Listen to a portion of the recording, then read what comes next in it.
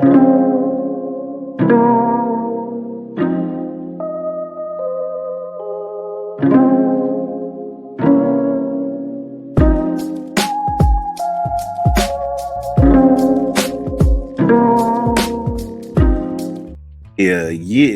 Y'all know what time it is. We've reached the end of the show. Anytime you see the lady singing, y'all know what time it is. Had a great show today. We talked some Big Ten football with Phil Longo. He got fired in Wisconsin. Was it justified? We don't know. Then we talked some Coach Prime in the Big 12. He turned down Dallas. Dion disses Dallas. He tells Jerry Jones to put an egg in his shoe and beat it. No reason for him to go coach for an overbearing asshole of an owner.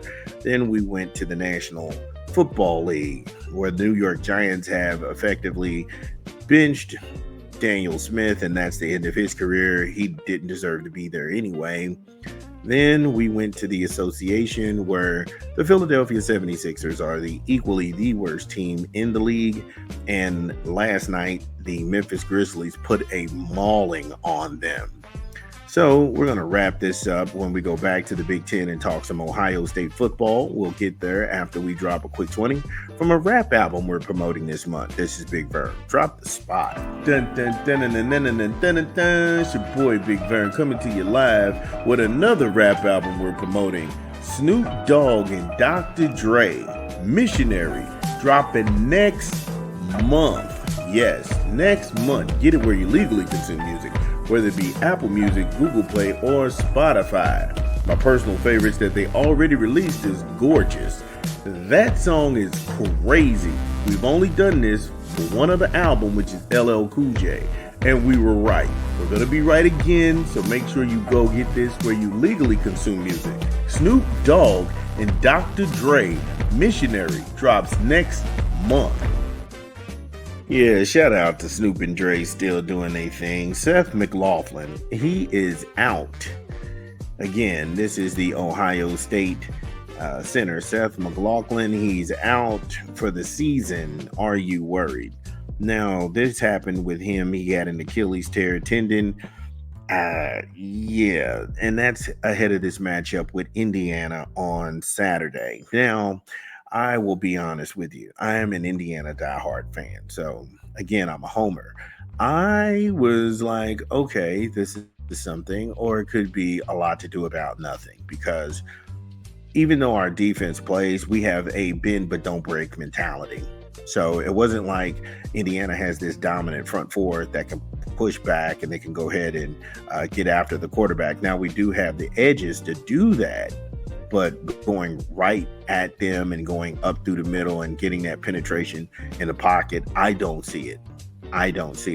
And I'm a Hoosier fan. I'm not one of these bandwagon meat riding dudes that's out here just glazing Kurt Signetti. Because remember, if you go look at our page, I told everybody this whole James Madison bullshit was a ruse. These dudes are from Alabama and they have been hiding out at James Madison.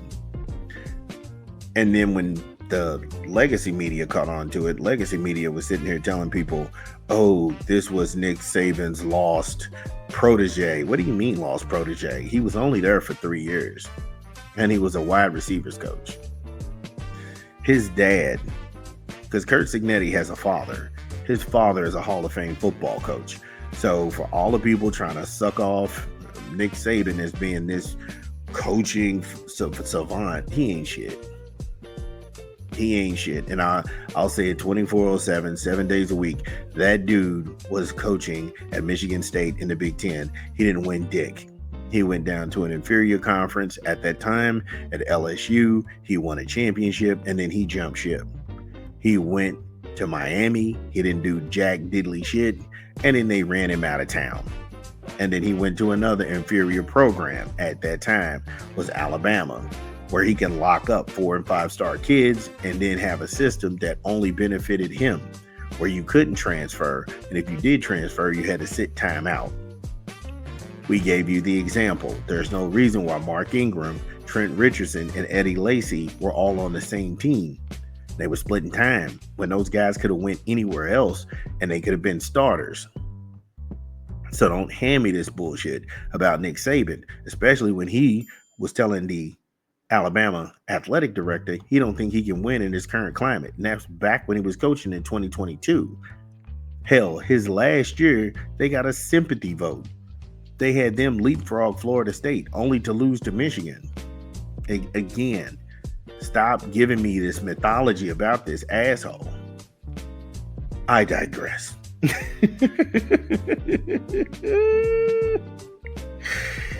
Again, if you're Ryan Day, they've spent too much money to worry about the Big Ten championship.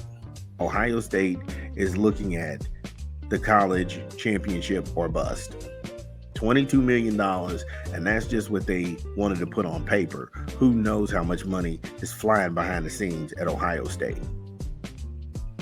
They're not worried about Indiana, and I hate to break it to my fellow Hoosiers that they don't give a shit about this center being hurt in Achilles tear because they have guys who are going to step in. There's another 5-star guy waiting to take his place. Ohio State doesn't care. They just reload. And I love Kurt Signetti. I like Curtis York, but I'm telling you right now that game, it's going to get ugly. It's going to get ugly. Especially is that Signetti likes to go ahead and physically dominate his teams in the fourth quarter. And I don't think that he can punish the run against that Ohio State's front four. I would like to see it. I would love to see it, but I don't think it'll come to fruition. Give me a quick rap album. This is Big Vern. Drop the spot. Dun dun dun dun dun dun dun dun dun dun. It's your boy Big Vern coming to you live with another rap album we're promoting. Snoop Dogg and Dr. Dre, Missionary, dropping next month. Yes, next month. Get it where you legally consume music, whether it be Apple Music, Google Play, or Spotify. My personal favorites that they already released is Gorgeous. That song is crazy. We've only done this for one other album, which is LL Cool J, and we were right. We're going to be right again, so make sure you go get this where you legally consume music. Snoop Dogg and Dr. Dre, Missionary, drops next month. Again, shout out to Dre and Snoop. Look in here, and this is something that you have to keep in mind, like I told you, that Ohio State just reloads. So the left tackle, Josh Simmons, he suffered a season-ending knee injury against Oregon when they played them. And then his replacement, Zach Mikowski, he went down in the Nebraska game. The Buckeyes just moved left guard Donovan Jackson to tackle and put Carson Hintzman at the guard in those places. Now, they said that Hintzman will now move to center and Austin Surveld will slot the left guard. So, again, like I told you, they just reload. So, I don't know. Yeah, you don't want to lose this guy because he was the anchor of that offensive line. But what does that mean when you can just bring in another 5-star guy and sit here and sit here and sit there? Now, McLaughlin, don't let this fool you. This kid was from Alabama. So, of course, he's on the NIL. Yeah, this is just not for wide receivers, running backs, and quarterbacks. You have some defensive guys making some pretty nice NIL money. So him tearing his Achilles and him wearing all those braces and things for his legs, this is a good way for him to walk away from the game with a piece that, hey, look, at least I'm not in debt. I've got enough money to start my life and make smarter decisions.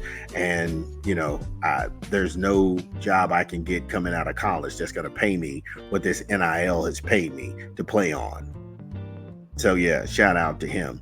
But like I say, the good folks of Columbus, let me know in the comments that we have it right. Also, thank you all for watching and listening. That's the show for today, and we'll see you tomorrow.